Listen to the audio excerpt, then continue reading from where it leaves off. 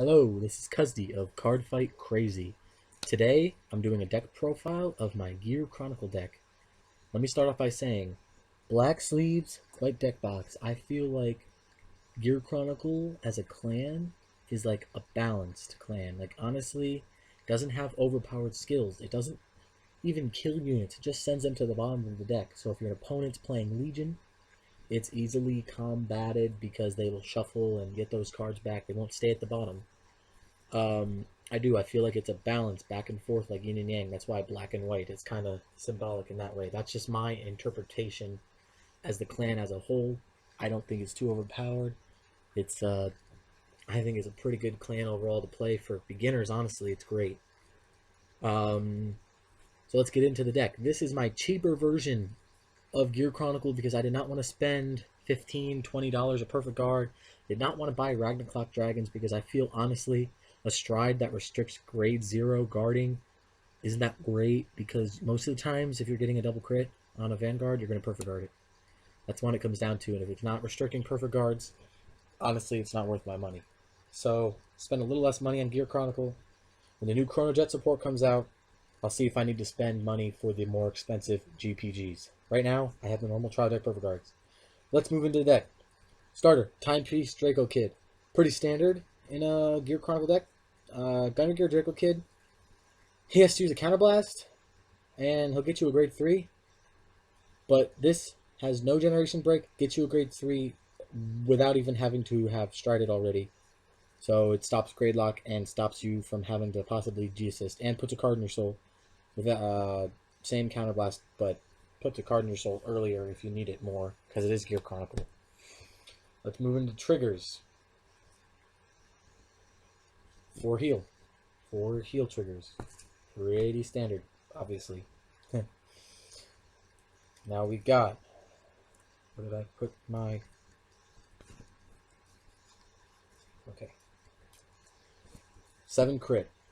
Now, as I said, that's 7 crit right there. As I said, I don't run the expensive crits.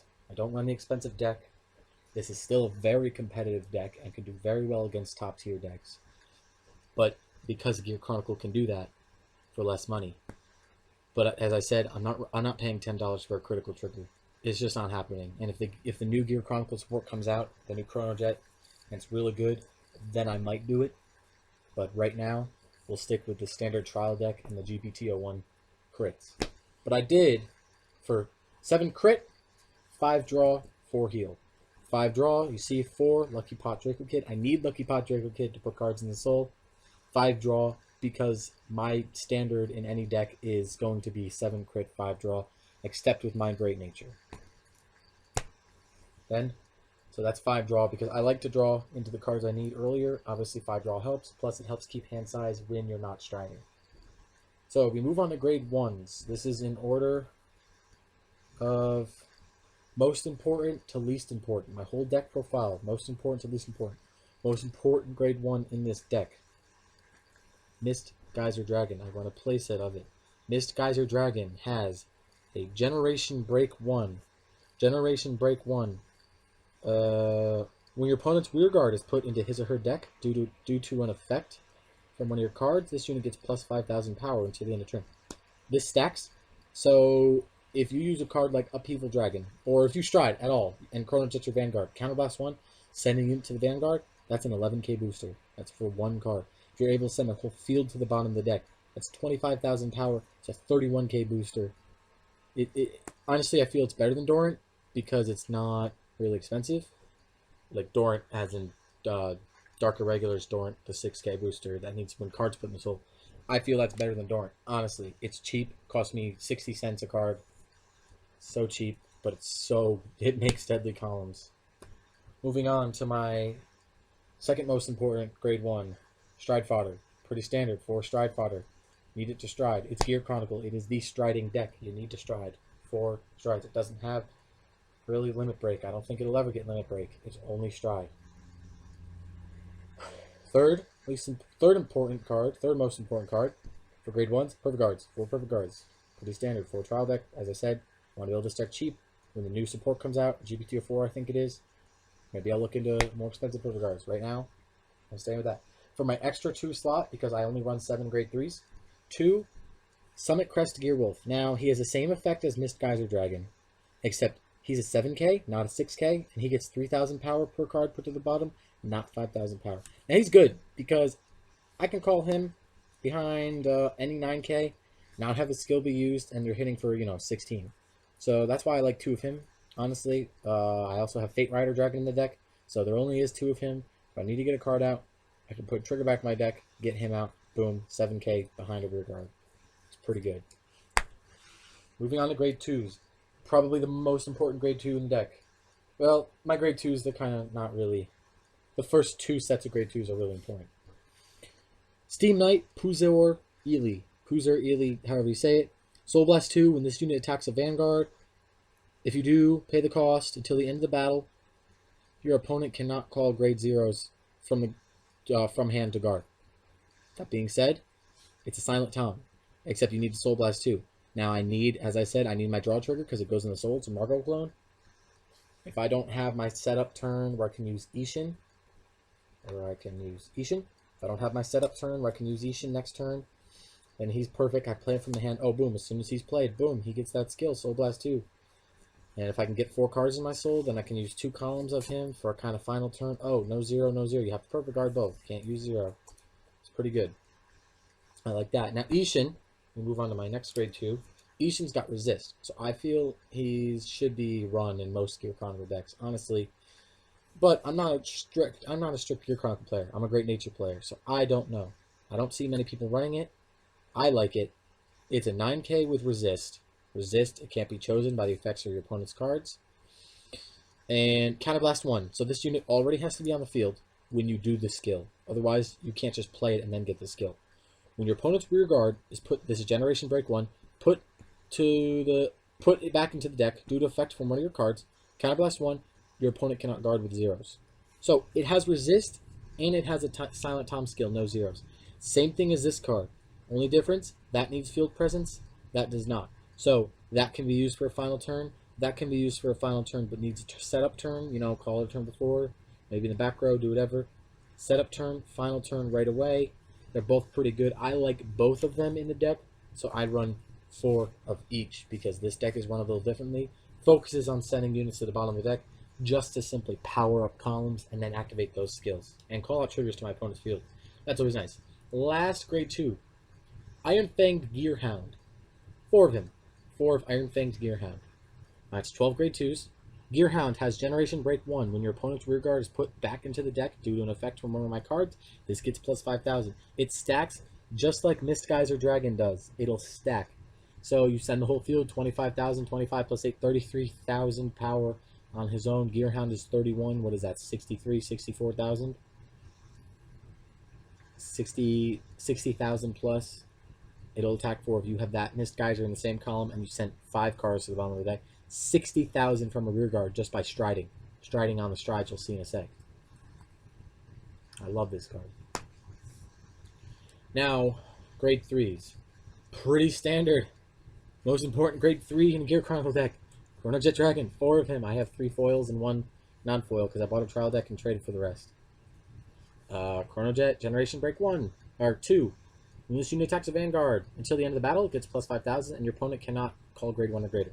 It's a pretty nice skill if you don't need to stride, honestly. It's probably one of the best out there for Generation Breaks. Generation Break 2 for grade 3s.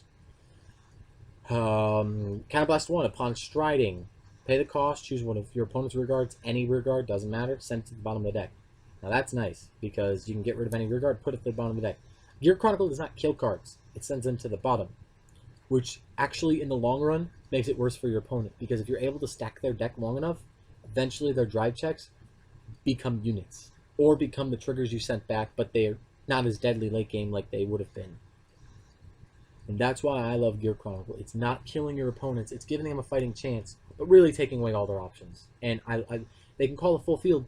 You don't kill their field, you just send it to the bottom of the deck. So eventually they get that full field back, if they're lucky, but most likely it doesn't happen. Final grade 3, Dimension Expulsion Colossus. Why am I not running Fate Rider Dragon? Why am I not running the Legion? Why am I not running other stuff? Honestly, matter of preference, I like this card better because of its Generation Break 1 If I have to ride it over Chronojet, I will, gladly, because I like it. I like this card. It has a Generation Break 1. Choose one of your Grade 0 rear guards. Put it at the bottom of your deck. Take a heal trigger. Put it back in your deck. Oh my gosh. I don't have to Legion to put a trigger back in my deck? It's crazy. Search your deck for up to 1 Grade 3. Call to rear guard, shuffle your deck. That unit gets plus 5,000 power. Are you kidding me? This card gets plus... You can call a Grade 3 for plus 5,000 power and put a heal trigger back in your deck. Once per turn. That's an amazing skill. Honestly, it's overlooked in most Gear Chronicle decks. Fate Rider Dragon they like, but because Fate Rider Dragon can restrict guard, but it has to counterblast. This doesn't have to counterblast. You can put a trigger back in your deck for free. For free, you put a trigger back in your deck, a heal trigger. Then, upon riding this card, placing it on Vanguard, counterblast 1, soul blast 1, choose one of your opponent's grade 1 or less rear guards, put it at the bottom of the deck. Honestly, you ride. Oh, I can counterblast 1, soul blast 1, pop a rear guard. Then I can stride. I can counterblast 1 again, get rid of another rear guard. Oh my gosh. Let's move on to the G zone. 2 Interdimensional Dragon, Mystery Flare Dragon, trial deck cards, but I really, really love them. Honestly, they're so good. I'll explain all the skills in a sec. 2 Fate Rider, Interdimensional Dragon, Fate Rider Dragon. Then we run 4 of the new Fighters Collection Stride. You may have seen it on the anime. Interdimensional Beast, Upheaval, Pegasus. Now, let's start with the most important stride in this deck, Upheaval Pegasus. Upheaval Pegasus' skill. Upon striding, if your Vanguard has a heart with Chronojet in its name, send your whole opponent's field to the bottom of the deck. Then they call them as many cards were sent to the bottom from the top of the deck. That puts triggers on the field. They can't avoid this skill. So they get rid of, oh, I have the Dream Field. Nothing can touch it. Oh, I have cards that have Resist. I have everything. I have stuff that you can't touch because it's in the back row, or you can't touch because it has, I already said, Resist. Upheaval Pegasus solves all your problems. It'll get rid of anything and everything on the field. And it'll swap out for the top 5 cards. They have to call the top 5 cards one at a time. So, essentially, it's like Cold Death Dragon from Link Joker. They counterblast 1, they call the top card of their deck locked. They can't look at it. But you can look at the top card with Upheaval Pegasus, but once you place it, it's stuck there until their turn and they can swap up and down the columns, you know. But makes you call triggers, makes you call whatever's on top. It gets rid of their field, essentially. They have a good field. Now they have a field that they never even wanted to begin with. They call cards from their hand to set up that field. You basically just say, oh, you had cards from your hand that you liked on and wanted on the field. Well, I don't. That's the most important stride unit in here. Second most important stride, Fate Rider Dragon. Now, Fate Rider Dragon is the triple R for Gear Chronicle in the latest set, GBTO2. When you stride, well, this is an act. Once per turn, choose one of your rear guards, put it at the bottom of your deck. One of your rear guards. Call a heal trigger, call a draw trigger, call a crit trigger. I mean, use a heal, crit, or draw trigger. Use a trigger, choose one of your rear guards. Put a rear guard down, then send that rear guard to the bottom of the deck. Call up to 1 card that is 1 grade greater than that unit. That means you could put a trigger back in your deck and not even call a unit if you didn't want to.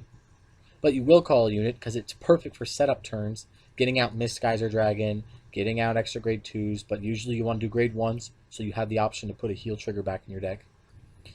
Then, that unit called from the deck gets plus 3,000 for each face-up G-Zone unit. So essentially, it's the perfect setup turn card. You say, oh, I got a heal trigger, put that thing at the bottom, and then, oh, I can call a grade 1 to the field, it gets power. If I have face-up G-Zone units, and I just put a heal trigger back in my deck and shuffled, yeah, that's amazing. A free putback of heal trigger for a free power. Then, Interdimensional Dragon, Mystery Flare Dragon. Trial deck card, kind of underrated. People don't run him. People run the generic stride over him a lot of the time I've seen. I like Interdimensional Mystery Flare Dragon because if I will let myself go to 4 damage. They will stay at 1 or 2. And when I stride him, they let it hit because, oh, that's never going to hit.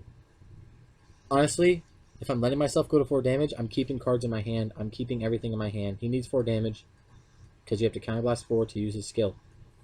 His skill, counterblast 4, when the unit's attack its vanguards, reveal 4 cards from the top of your deck. If you reveal a 0, 1, 2, 3 grade, you get an extra turn at the end of your turn. If not, you do not pay the cost and you shuffle your deck. 2 of him because, I mean, you get 2 in the trial deck. I told you I'm building this deck cheaply. It's still very, very competitive. But essentially, if this hits and the skill actually works, you set your opponent back for... It's hard to come back from 2 strict turns of guarding against Stridians.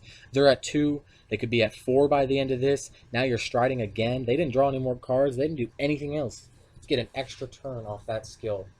If it ever works, it's nice. If it doesn't, it's just fun to attempt. Honestly, 1, 2, your opponent's cheering for you. If it hits, it's like, well, good job.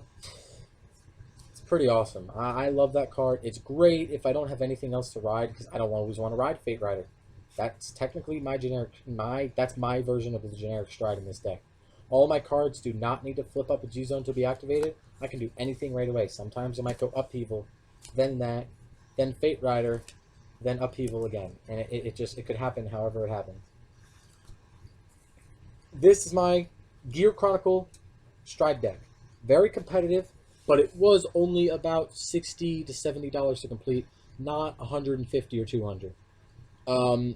Honestly, I still feel it's very competitive for the money. I'm running cheaper cards, still competitive. Chronojet Dragon, for such a good card, Chronojet Dragon, it's pretty cheap. $3 a card, but I traded for him, so it didn't affect me. Maybe tell us, guys, what you think about it in the comments, and if you have any suggestions for my deck. Cheap build, obviously. Once set BTO4 comes out, I'll probably be changing it around a little bit, depending if I have money. And yeah, I'm Cuzdey from Cardfight Crazy. 4 states, 1 cause, Vanguard. Thank you, guys.